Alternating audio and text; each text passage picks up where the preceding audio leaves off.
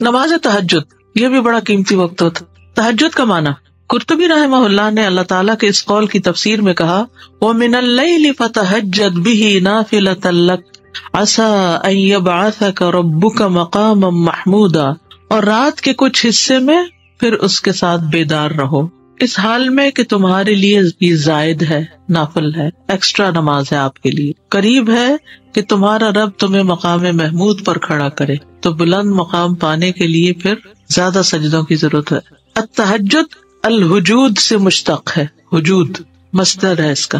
یہ ان کلمات میں سے ہے جن کے متضاد معنی ہوتے ہیں، جیسے اشترا کا معنی خریدا اور بیچا دونوں ہوتے ہیں نا. تو حجود کا معنی بھی حجدا یعنی وہ سویا رہا، اور حجدا یعنی وہ جاگتا رہا، دونوں معنی آتے ہیں. حجدا کا معنی سویا اور جاگا دونوں ہے، یہ متضاد معنی دیتا ہے، اور یہ خصوصیت عربی میں ہی ہے. تو تہجد سے کیا مراد ہے؟ جہاں تک تہجد کی بات ہے تو یہ خاص طور پر رات کی نماز کو کہا جاتا ہے. بعض لوگوں نے اس کی قید یہ بیان کی ہے کہ رات کو سو جانے کے بعد دوبارہ اٹھ کر نماز ادا کرنا تہجد کہلاتا ہے. یعنی حجدا کا معنی سویا اور حجدا معنی جاگا، یعنی سو کے جاگ کر جو نماز پڑھی جاتی ہے وہ تہجد کہلاتی ہے. ٹھیک. قیام اللیل، اب ایک ہے قیام اللیل اور ایک ہے تہجد اور ایک ہے تراویح. قیام اللیل کا معنی کیا ہے؟ رات کے کچھ حصے کو نماز اور قرآن کی تلاوت اور اللہ کے ذکر میں گزارنا چاہیے، چاہے وہ ایک گھڑی ہی کیوں نہ ہو، 5 منٹ کیوں نہ ہو، 2 نفل کیوں نہ ہو، اور اس طرح کی کچھ اور عبادات میں وقت گزارنا قیام اللیل کہلاتا ہے. اس میں یہ شرط نہیں کہ وہ رات کا اکثر حصہ اسی طرح گزارے. یاد رکھیے یہ بڑی خوشخبری ہے، جو لوگ تھوڑی دیر بھی اسپیئر کر سکتے ہیں، اور آج کل ماشاء اللہ یہاں کی راتیں ہی راتیں ہیں.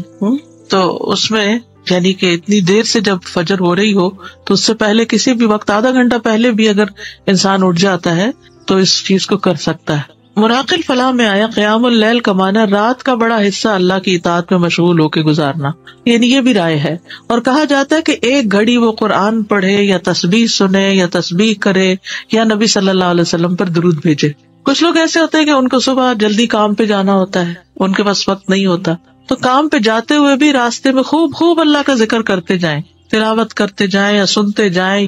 ٹھیک ہے، تو وہ اس سعادت کو پا لیں گے جو رات کے وقت اللہ کی عبادت کی ہے. قیام اللیل کے معنی میں عمومیت ہے، یعنی کھڑا ہونا ہی مراد نہیں ہے بلکہ رات کو جاگ کے عبادت کرنا ہے. قیام اللیل تہجد کے معنی کی نسبت زیادہ عام اور شامل ہے، یعنی اس میں سب کچھ شامل ہے. قیام اللیل میں سب کچھ شامل ہے.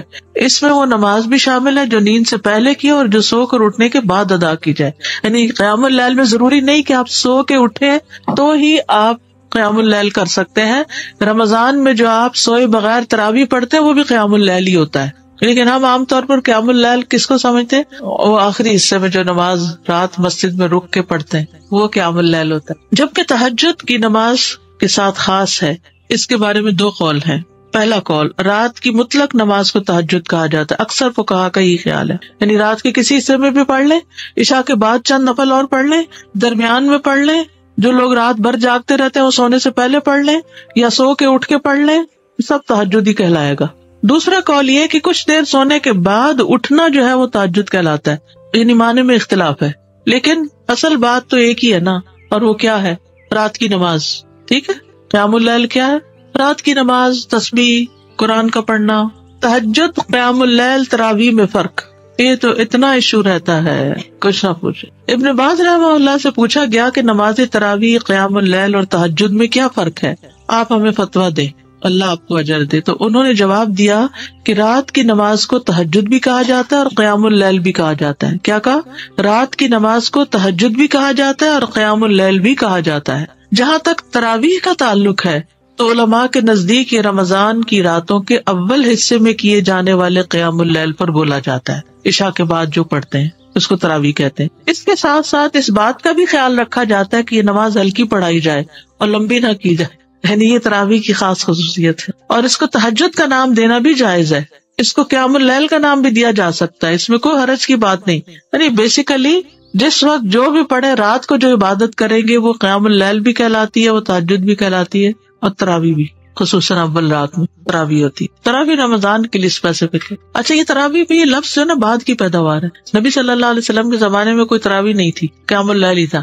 یہ ہے قیام اللیل، قم اللیل نبی صلی اللہ علیہ وسلم کو خطاب ہے، اے کپڑے میں لپٹنے والے، رات کو قیام کرو مگر تھوڑا، آدھی رات قیام کرو یا اس سے تھوڑا سا کم کر لو یا اس سے زیادہ کر لو، اور قرآن کو خوب ٹھہر ٹھہر کر پڑھو، ٹھہر ٹھہر کر پڑھنا، جلدی نہیں۔ وَمِنَ اللَّيْلِ فَاسْجُدْ لَهُ وَسَبِّحْهُ لَيْلًا طَوِيلًا، سورۃ الدہر میں آتا ہے، اور رات کے کچھ حصے میں پھر اس کے لیے سجدہ کرو اور لمبی رات تک اس کی تسبیح کیا کرو۔ سورۃ بنی اسرائیل میں ہے، وَمِنَ اللَّيْلِ فَتَہَجَّدْ بِهِ نَافِلَةً لَكَ عَسَىٰ أَن يَبْعَثَكَ رَبُّكَ مَقَامًا مَحْمُودًا، اور رات کو آپ تہجد کی نماز ادا کیجیے، یہ آپ کے لیے زائد نماز ہے، یعنی باقیوں کے لیے 5 ہے اور آپ کے لیے یہ چھٹی۔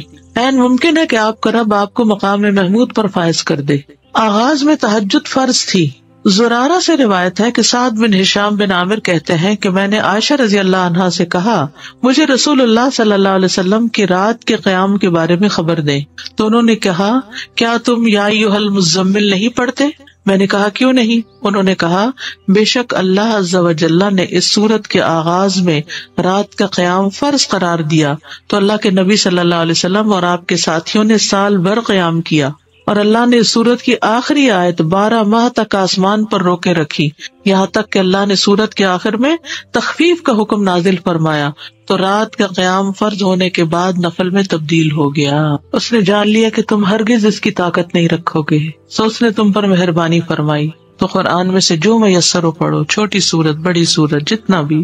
اس نے جان لیا کہ یقیناً تم میں سے کچھ بیمار ہوں گے، کچھ دوسرے زمین میں سفر کریں گے، اللہ کا فضل تلاش کریں گے، بزنس ٹرپس، اور کچھ دوسرے اللہ کی راہ میں لڑیں گے، بس اس میں سے جو میسر ہو پڑھو، اور نماز قائم رکھو، اور زکوٰۃ دو، اور اللہ کو قرض دو، اچھا قرض دینا، اور جو نیکی بھی تم اپنی جانوں کے لیے آگے بھیجو گے اسے اللہ کے ہاں پاؤ گے کہ وہ بہتر اور ثواب میں کہیں بڑی ہے۔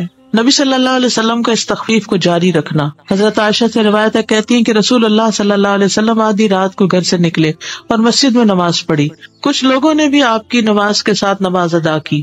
صبح کو لوگوں نے اس بارے میں بات چیت کی، چنانچہ دوسری رات لوگ پہلے سے زیادہ جمع ہو گئے۔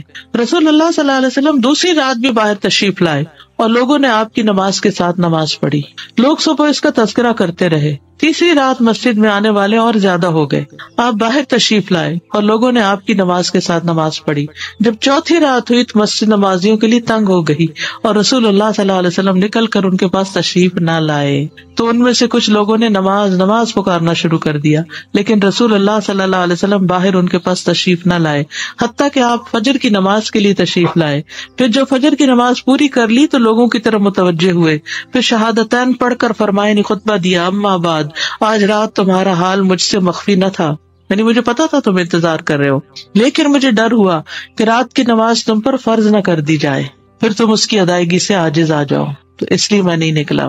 کتنا خیال تھا کہ امت مشقت میں نہ پڑے، ورنہ اس وقت کے لوگوں کی تو ہمتیں اور تھی، شوق میں وہ پڑھ لیتے اور پھر ہم سب پر بھی ایک ذمہ داری عائد ہو جاتی۔ کئی لوگ کہتے ہیں نا، کیا تراویح پڑھے ہیں؟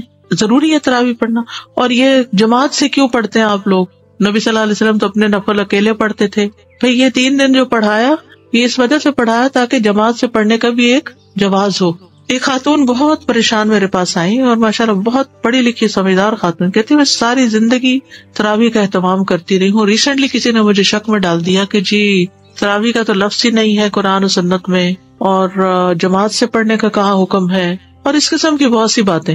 اتفاق کی بات کہ انہیں دنوں میں نے ایک آرٹیکل پڑھا تھا اور ریفرنس تازے مجھے یاد تھے سب، تو میں نے ان کو دکھایا تو وہ سکون میں آ گئی۔ کہتی ہے 3 دن سے میں مسجد ہی نہیں گئی، 3 دن سے، رمضان کا مہینہ تھا یہ 3 دن سے میں نے نماز ہی نہیں پڑھی، کیونکہ کسی نے مجھے شک میں ڈال دیا یہ ہے ہی نہیں۔ آپ نے اس لیے نہیں مسلسل جماعت سے پڑھوائی کہ کہیں لوگوں پہ فرض ہی نہ ہو جائے، یہ رمضان ہی کا موقع تھا۔ اور پھر حضرت عمر رضی اللہ عنہ نے سب کو اس پر اکٹھا کیا، ورنہ کیا ہوتا تھا، کوئی کہیں پڑھا رہا ہے، کوئی کہیں پڑھ رہا ہے، کوئی کہیں، تو وہ ایک اجتماعیت کی جو روح ہوتی ہے وہ پھر اس طرح پیدا ہوئی۔ تو اس لیے سب کے کہتے ہیں بدعت تھی، بدعت نہیں تھی، کیونکہ اس کی دلیل موجود تھی۔ بدعت وہ ہوتی ہے کہ جس کی کوئی دلیل ہی نہیں، کہ ہاں یہ 3 دن پڑھی ہے، یہ کم دلیل ہے، اور پھر آپ نے خود واضح بھی کیا کہ میں اس سے زیادہ اس لیے نہیں کروا رہا کہ یہ فرض نہ ہو جائے تم پر۔ نبی صلی اللہ علیہ وسلم کا تہجد کا خوب اہتمام کرنا۔ نبی صلی اللہ علیہ وسلم نماز تہجد میں اتنا قیام فرماتے کہ آپ کے قدم یا پنڈلیوں پہ ورم آ جاتا تھا، بس جب آپ سے اس کے متعلق کچھ عرض کیا جاتا تو آپ فرماتے کیا میں اللہ کا شکر گزار بندہ نہ بنوں؟ یہ ہے شکرانے کے نفل، کہ آپ تہجد جو پڑھتے تھے اسی کو ہی شکرانہ قرار دیتے اور لمبا قیام کرتے. ہم جو شکرانے کے نام پہ نفل پڑھتے بھی ہیں تو وہ کیسے پڑھتے ہیں, کتنی جلدی جلدی پڑھتے ہیں. عبداللہ بن عمیر نے حضرت عائشہ سے کہا, رسول اللہ صلی اللہ علیہ وسلم کا کوئی تعجب انگیز عمل جو آپ نے دیکھا وہ بیان کرے. وہ رونے لگی اور کہا, آپ راتوں میں سے ایک رات کو کھڑے ہوئے اور فرمایا, اے عائشہ مجھے چھوڑ دو کہ میں اپنے رب کی عبادت کر لوں. کہتی ہیں, میں نے کہا, اللہ کی قسم میں آپ کی قربت کو پسند کرتی ہوں, یعنی میں چاہتی ہوں آپ میرے پاس رہے, لیکن وہ چیز بھی پسند ہے جو آپ کو خوش کر دے. کہتی ہیں, آپ اٹھے, وضو کیا اور نماز کے لیے کھڑے ہو گئے. آپ مسلسل روتے رہے یہاں تک کہ آپ کی گود بھیگ گئی, پھر روئے اور روتے رہے حتیٰ کہ زمین تر ہو گئی. اتنے میں بلال رضی اللہ عنہ نماز فجر کی اطلاع دینے کے لیے آئے. جب انہوں نے آپ کو روتا ہوا پایا تو کہا, اللہ کے رسول آپ اتنا کیوں رو رہے ہیں, حالانکہ اللہ نے آپ کے اگلے پچھلے گناہ معاف کر دیے ہیں. آپ نے فرمایا, کیا میں اللہ کا شکر گزار بندہ نہ بنوں؟ آج رات مجھ پر چند آیات نازل ہوئی, اس آدمی کے لیے ہلاکت ہے جس نے ان کو پڑھا لیکن ان پہ غور و فکر نہیں کیا, اور وہ ہے سورۃ آل عمران کی آخری آیات, ان فی خلق السماوات والارض واختلاف اللیل والنہار. نبی صلی اللہ علیہ وسلم کو تہجد نہ چھوڑنا. اللہ کے نبی جب کوئی نماز پڑھتے تو آپ پسند کرتے کہ اس پر قائم رہے, اور جب آپ صلی اللہ علیہ وسلم پر نیند یا بیماری غالب آ جاتی اور رات کا قیام نہ کر سکتے تو آپ دن میں 12 رکعتیں پڑھ لیتے.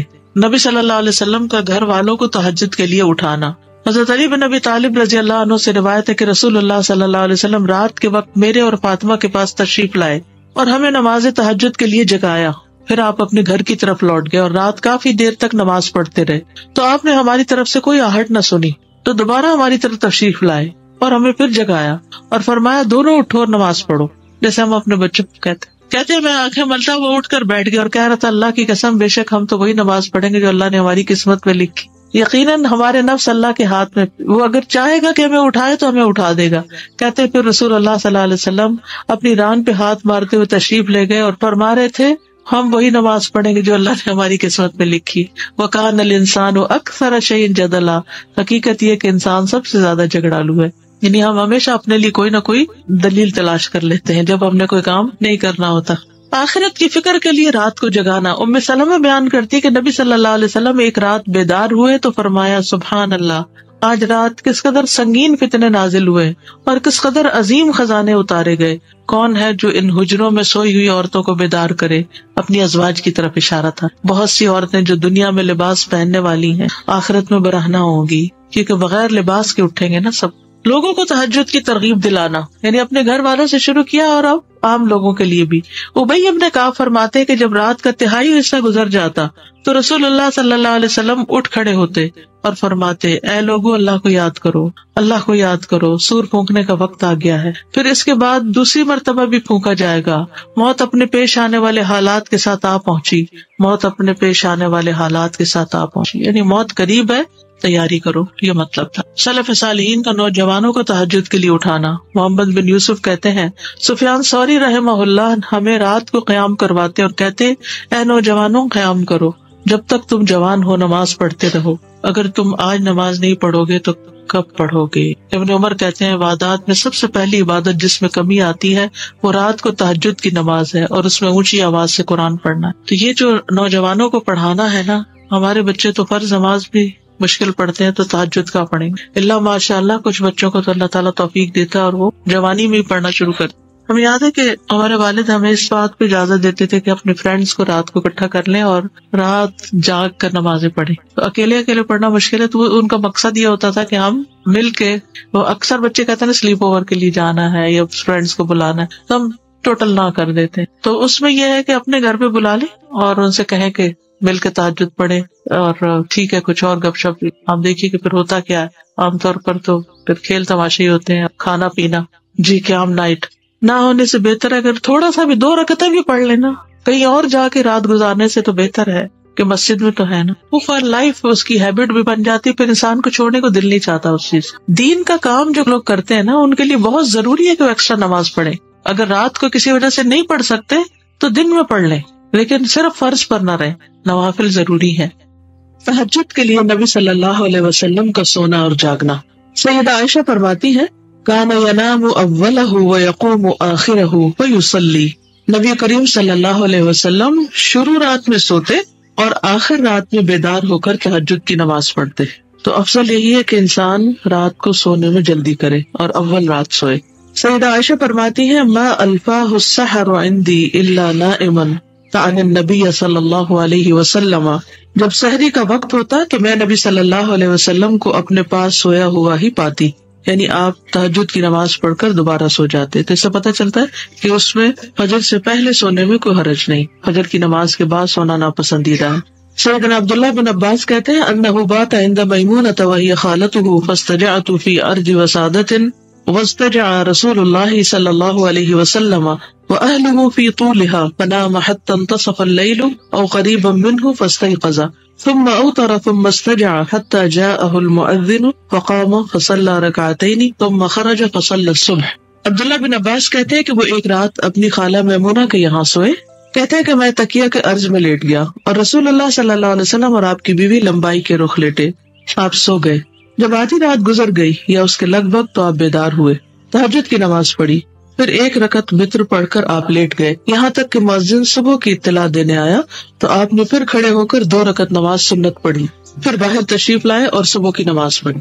اسے یہ پتہ چلتا ہے تہجد پڑھنے کے بعد تھوڑا سا اور آرام کر کے پھر فجر کی سنتیں پڑھی جا سکتی ہیں. سیدنا ابی بن کعب فرماتے ہیں کہ جب رات کا تہائی حصہ گزر جاتا تو رسول اللہ صلی اللہ علیہ وسلم اٹھ کھڑے ہوتے اور فرماتے یا ایھا الناس اذکروا اللہ جاءت الراجفۃ تتبعها الرادفہ جاء الموت بما فیہ جاء الموت بما فیہ، اے لوگو اللہ کو یاد کرو، اللہ کو یاد کرو، اذکروا اللہ اذکروا اللہ.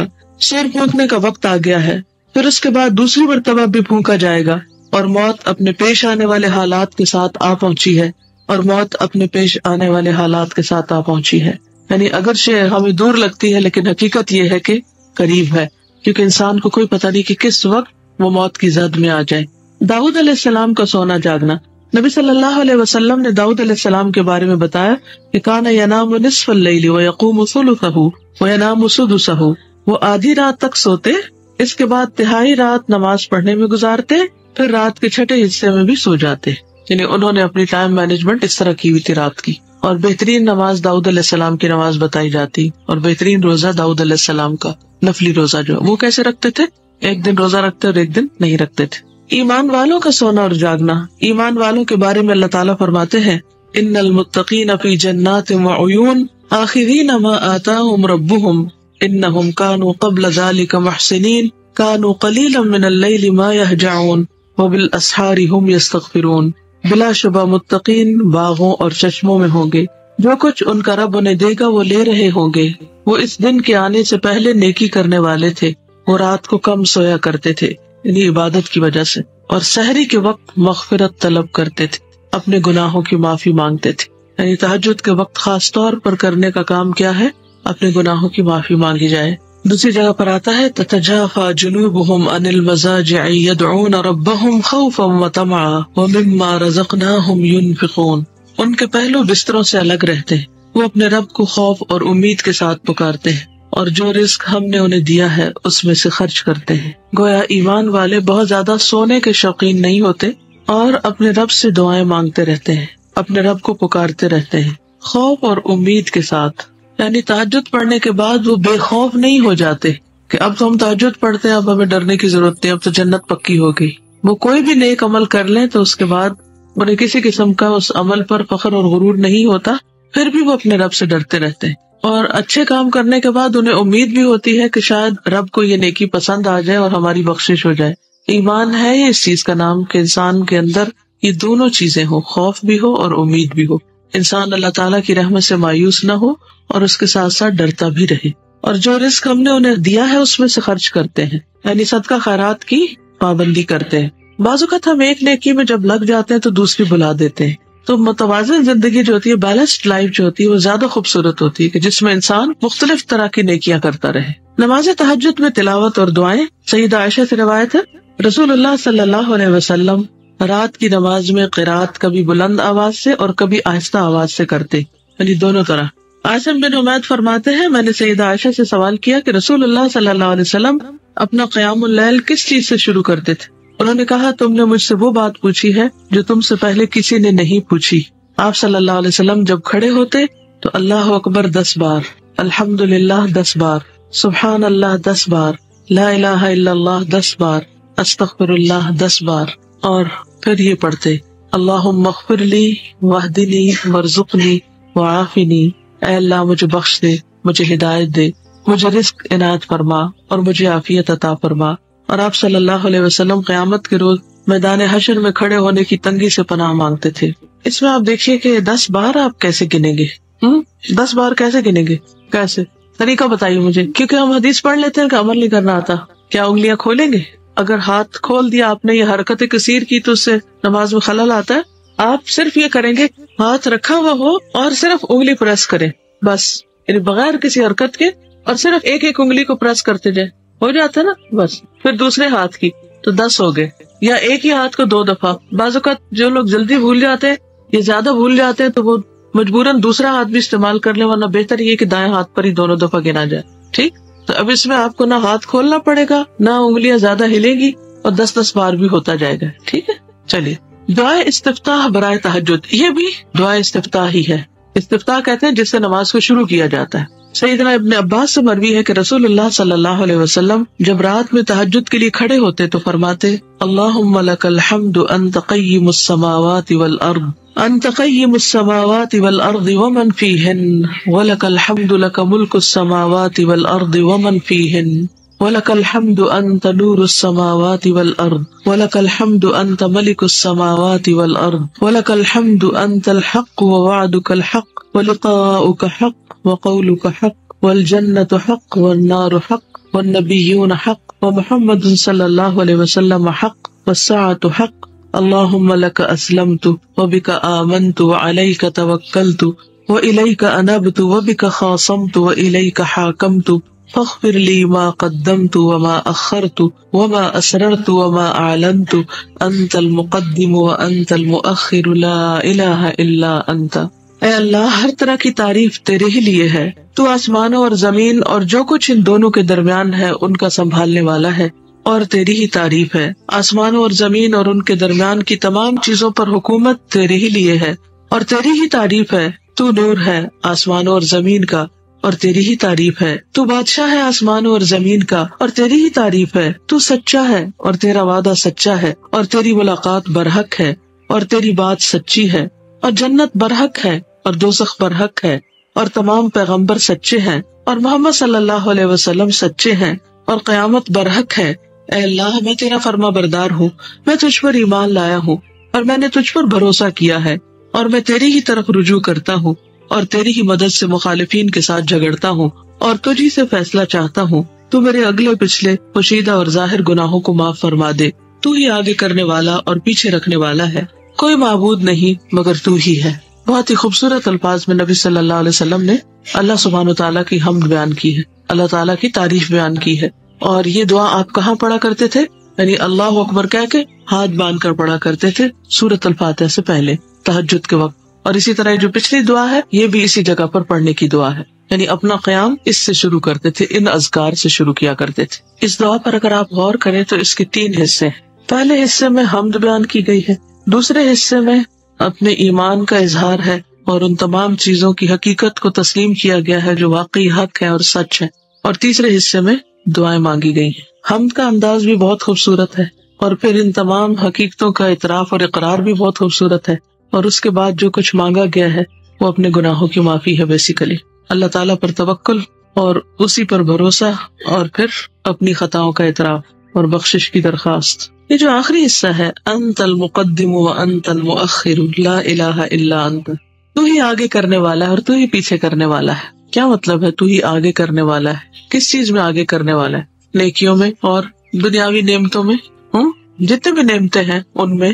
بعض اوقات ایسا ہوتا ہے نا کہ آپ کسی چیز میں، کسی فیلڈ میں آگے بڑھ جاتے ہیں، اور بعض اوقات کوشش کے باوجود پیچھے رہ جاتے ہیں، تو اس وقت پھر ہمارا طرز عمل کیا ہونا چاہیے، ہماری سوچ کیا ہونی چاہیے، یا ہمارا رویہ کیا ہونا چاہیے؟ اور یہاں پر کیا حکمت ہے کہ ساری باتیں کرنے کے بعد فرمایا انت المقدم وانت المؤخر لا الہ الا انت۔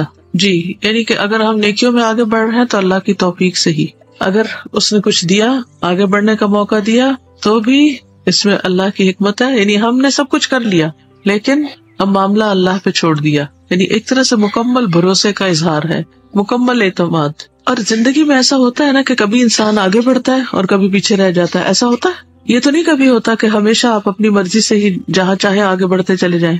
اور استاذہ اس میں یہ بات بھی ہے کہ چونکہ ہر وقت یا تو ہم آگے بڑھ رہے ہوتے ہیں یا پیچھے ہو رہے ہوتے ہیں, اور یہ پوری دن میں ہر ٹائم ایسے ہو, کبھی نیکی میں آگے ہیں کبھی پیچھے, کبھی کسی اور کام میں آگے ہیں کبھی پیچھے. کبھی ٹائم سے آگے اتنی امپورٹنٹ بات ہے کہ اگر ہم پیچھے بھی ہو رہے ہیں تو بھی ہمارا یقین اللہ پہ ہونا چاہیے, اس میں بھی کوئی خیر ہے. اور اگر ہم آگے بڑھ رہے ہیں تو بھی ہم کسی بھی تکبر کسی چیز کا شکار نہ ہو کہ اللہ ہی کی ذات ہے جو آگے بڑھانے والی ہے اور پیچھے کرنے والی ہے. بالکل. تو ہر روز صبح اگر یہ سبق یاد کر لے تو کسی سے شکوہ شکایت نہ رہے. میں صبح کسی سے ذکر کر رہی تھی کہ تقدیر پر ایمان کی ہم ڈسکس کر رہے تھے, تو میں نے کہا کہ مجھے ایمان تو ہے کہ جو بھی نقصان ہو اللہ کی طرف سے ہوتا ہے, لیکن مجھے سارا وقت نا ایک گلٹ سوار رہتا ہے کہ میری غلطی ہے میری غلطی ہے, تو میں اس سے کیسے باہر آؤں.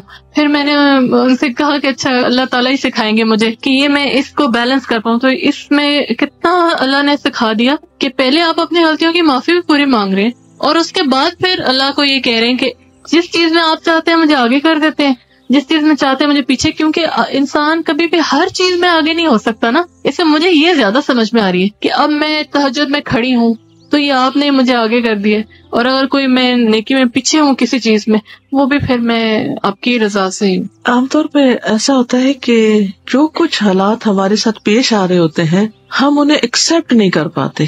تو جب ہم نے کہا اللہ کا اسلم تو کہ میں نے اپنا آپ تیرے سپرد کر دیا, میں نے ایکسپٹ کر لیا. اسلم تو اصل میں کیا ہے؟ سبمیشن, ایکسپٹینس, کہ میں نے ایکسپٹ کر لیا. تو پھر اس کے بعد جو بھی حالات ہیں میرے ساتھ میں ان پہ راضی. رضیت باللہ ربا وبالاسلام دین وبمحمد النبی. تو یہ جو رضا کی کیفیت ہے, کیونکہ بعض اوقات آپ نیکی کے معاملات میں بھی کئی دفعہ کافی کوشش کرتے ہیں کہ مثلا ایک دعا آپ کو یاد ہو جائے, لیکن وہ نہیں ہوتی, کوشش کے باوجود نہیں کر پاتے. ہوتا نا سے پھر مکس اپ ہو جاتی, کچھ چیزیں اتنی آسانی کے ساتھ یاد ہو جاتی, کچھ نہیں ہو پاتی.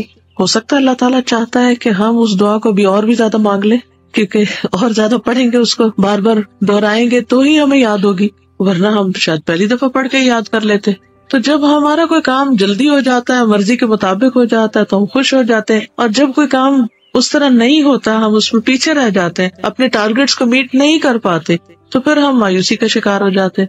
ایسے حالات میں بھی مایوس نہیں ہونا چاہیے, کیونکہ اس میں بھی ضرور کوئی مصلحت ہوگی. کوئی چیز ایسی ہے جو آپ کی زندگی میں ڈیلے ہو رہی ہے اور آپ چاہتے ہیں جلدی ہو جائے. ہاں سوچیے ذرا, ہے کوئی؟ اکثر لوگ مسکرا رہے ہیں. کسی کی شادی ڈیلے ہو رہی ہے, کسی کا ویزا ڈیلے ہو رہا ہے.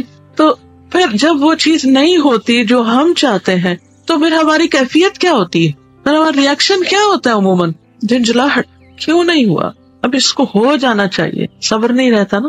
انت المقدم و انت المؤخر, اس ڈیلے میں بھی فائدہ ہے, اور اس وقت نہیں سمجھ آتا کہ اس میں کیا فائدہ ہے. کئی سال بعد جا کے سمجھ آتا ہے کس قدر فائدہ تھا. مثلاً آپ کو کچھ نئی چیز سیکھنے کا موقع مل جاتا ہے, کوئی ایسی چیزیں انسان کو حاصل ہو جاتی ہے کہ جو جلدی میں تو ہو ہی نہیں سکتی تھی. بعض اوقات تھوڑا انتظار کرنا پڑتا ہے اور بعض اوقات زیادہ انتظار کرنا پڑتا ہے, لیکن ہر حال میں پھر صبر ضروری ہے. مثلاً آپ کسی کی ملاقات کے لیے گئے ہیں اور آپ کو انتظار کرنے کے لیے کہا گیا, اس وقت کیا کیفیت ہوتی؟ اچھا نہیں لگتا وہ انتظار.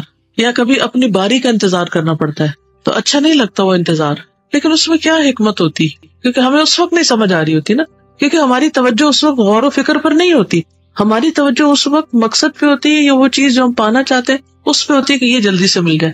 اور آپ نے دیکھا ہوگا کہ بہت ساری چیزیں اگر زندگی میں قبل از وقت ہونے لگے, وقت سے پہلے انسان کو مل جائے, تو وہ انسان کے لیے نقصان دہ ہو جاتی ہے. ہم نے تو اپنے لیے سوچا ہوتا ہے کوئی نیکی یا کوئی اچھائی یا کوئی ہم یہ کریں گے, لیکن اللہ تعالیٰ ہمیں ڈفرینٹ حالات میں رکھ کے کچھ اور طرح سے تربیت کرنا چاہ رہے ہوتے ہیں. بالکل. اور وہ کچھ حالات واقعات ایسے پیش آتے ہیں کہ جس کی وجہ سے ہم زیادہ سیکھ لیتے ہیں, پھر اس کے بعد وہ چیز حاصل زیادہ بہتر طور پر پھر ہینڈل بھی کر سکتے ہیں اس کو. استاذہ مجھے ایسے لگ رہا تھا کہ یہ جو آخری حصہ ہے نا, یہ اس سے تھوڑا سا جو پچھلا ہے نا اس کے ساتھ لنکڈ ہے. یعنی جس میں ہم کہتے ہیں کہ میں تجھ پہ ایمان لایا, تجھ پہ بھروسہ کیا, میں تیری ہی طرف رجوع کرتا ہوں, تیری ہی مدد سے مخالفین کے ساتھ جھگڑتا ہوں, اور پھر تجھ ہی سے فیصلہ چاہتا ہوں. یعنی اپنی تمام چیزیں اس کے حوالے کیا. اور ایک اور چیز جو مجھے اس پورے میں نظر آ رہی تھی کہ یہ دن رات کا ایک تعلق ہے جو اللہ سبحانہ تعالیٰ سے جڑا ہوا ہے, اور پھر اس کی پوری ترتیب نبی صلی اللہ علیہ وسلم کی لائف میں مجھے لگ رہا ہے کہ وہ ایک سیکنڈ بھی جب وہ اپنے شعور میں ہوتے ہیں تو ان کا تعلق اللہ سبحانہ تعالیٰ سے جڑا ہوا ہوتا ہے, خصوصاً تنہائی کے لمحات میں. تو وہ سبحان اللہ سبحان ربی ہی کہتے چلے جا رہے ہیں. تو جب ہم نے یہ سب کہہ لیا اور اللہ سے تعلق ہے, تو پھر اب رجوع بھی اسی سے ہے, اسی سے جھگڑا کیا, خاموشی, فیصلہ, ہر کچھ. تو پھر اب جو بھی ہوگا, اب وہ چاہے آگے کرے چاہے پیچھے کرے, ہر ایک میں خیر ہی خیر ہے. جزاک اللہ خیر. اس میں آپ دیکھیے کہ ہم اکثر جھگڑے کی حالت میں بھی ہوتے ہیں. کبھی اپنے سے جھگڑ رہے ہوتے ہیں, کبھی دوسروں سے. کبھی آپ کا ہوا کسی سے جھگڑا؟ بہت ہوتا ہے ہر روز کوئی نہ کوئی. کبھی بچوں سے جھگڑ رہے ہوتے ہیں, کبھی بڑوں سے, کبھی دوستوں سے, کبھی کسی سے. جھگڑا چلتا رہتا ہے نا. تو اس میں کیا ہے کہ وبے کا خاصم تو الیک حاکم تو فاغفر لی ما قدمت وما اخرت. کیونکہ جھگڑے میں ہم اپنے آپ ہی کو حق پر سمجھتے ہیں اور ہم سمجھتے ہیں ہمارے ساتھ زیادتی ہو رہی. فاغفر لی ما قدمت وما اخرت. ایون تو اگر ہمارے ساتھ بھی ہو رہی ہے تو بھی بخشش مسائل کا حل ہے. جب کسی بھی کام میں رکاوٹ آئے تو صرف لڑائی جھگڑے سے وہ حل نہیں ہوتی, اللہ کی طرف رجوع کرنے کی ضرورت ہوتی. اور پھر انت المقدم و انت المؤخر. اللہ چاہے تو فیصلہ جلدی سامنے آئے, اللہ چاہے تو اس میں تاخیر ہو جائے. یس, اسی جلد بازی کو کنٹرول کیا گیا. اس میں ہماری برداشت کو بڑھائی جا رہی ہے, اس میں بھی فائدہ ہوتا ہے نا. یعنی ایک چیز بڑھے یا دوسری, لیکن فائدہ ہی فائدہ ہے. استاذہ کل ایک خاتون آئی, بہت ہی زیادہ پریشان تھی. تو وہ کہنے لگی کہ میں اپنا گھر چھوڑ آئی ہوں, یا میں خودکشی کر لوں گی اور یا میں. تو میں نے انہیں کہا کہ آپ کو پریشانی کیا ہے نا. تو انہوں نے بتایا کہ 22 سال پہلے میرے ہسبینڈ فوت ہو گئے تھے, اور اس کے بعد میں نے بہت محنت کے ساتھ اپنے بیٹے کی پرورش کی, لیکن اب میرا بیٹا جو ہے وہ بہت زیادہ نافرمان ہے. ہر چیز ہے اب اس کے پاس, مگر وہ بہت ہی زیادہ سنگ دل ہے. تو میں اب بالکل نہیں رہ سکتی اس گھر میں. تو میں نے انہیں کہا کہ آپ دیکھیں کہ نتائج بہت ساری چیزوں میں ہمارے ہاتھ میں نہیں ہوتے, ہمارے ہاتھ میں کوشش ہوتی ہے. صرف آپ نے اپنی طرف سے کوشش کی, آپ دعائیں بھی کریے, دعائیں جاری رکھیں. پھر میں نے انہیں نا قرآن مجید سے نوح علیہ السلام کی اور ایک دو اس طرح کی مثال دی. تو وہ ساری باتیں سننے کے بعد آخر میں انہوں نے مجھے کہا کہ میں اتنی مایوس تھی آج, اور مجھے یوں لگا کہ ہم مایوس اس وقت ہوتے ہیں جب ہم نتیجہ اپنے ہاتھ میں سمجھتے ہیں. نتائج کے اعتبار سے ہمارے ہاتھ میں کچھ نہیں ہے, ہمارے ہاتھ میں صرف کوشش ہے. خلاصہ یہی ہے کہ نتیجہ ہمارے ہاتھ میں نہیں, انت المقدم و انت المؤخر, کہ تو ہی پیچھے کرنے والا ہے. تو بعض اوقات بہت زیادہ ہم اس بات پہ پریشان ہوتے ہیں, اس وقت کیوں ایسا ہوا, جیسے ہدایت ہی ملنا تھا. تو ہم بہت زیادہ اس پر بات کرتے رہتے ہیں کہ ہم گلٹ فیل کرتے ہیں کہ اتنا عرصہ میں ایسے رہی. اور لیکن میں نے جب خود اپنا انالیسس کیا کہ مختلف چیزوں کے ملنے کا ایک وقت جو اللہ تعالیٰ نے رکھا ہے, کہ اگر وہ اس سے پہلے مجھے ملتی تو شاید میں اس کی وہ قدر ہی نہ کرتی. تو یہ جیسے اللہ تعالیٰ نے قرآن مجید میں بھی کہا نا کہ موسیٰ علیہ السلام کے لیے کہ اب تم ٹھیک وقت پر آ گئے ہو اے موسیٰ. تو چیزوں کو لینے کے لیے قبولیت کی صلاحیت ہی ہمارے اندر نہیں ہوتی, تو اس وجہ سے بھی بعض اوقات تاخیر ہو رہی ہوتی ہے. بالکل. اس دعا کو جتنی دفعہ بھی پڑھا جائے کم ہے, اس سے بہت معنی کا سمندر ہے. اور جس طرح اللہ سبحانہ وتعالیٰ کی تعریف کی گئی, اور اس میں سے بھی ایک ایک حصہ جو ہے وہ قابل غور ہے. جو کس طرح آسمان و زمین سے بات شروع ہوتی, پھر اللہ کے ملک میں بات شروع ہوتی, پھر نور کی بات ہے, اور پھر اللہ کے وعدوں اور ملاقات اور بات کی, اور پھر جنت, پھر دوزخ اور انبیاء اور نبی صلی اللہ علیہ وسلم,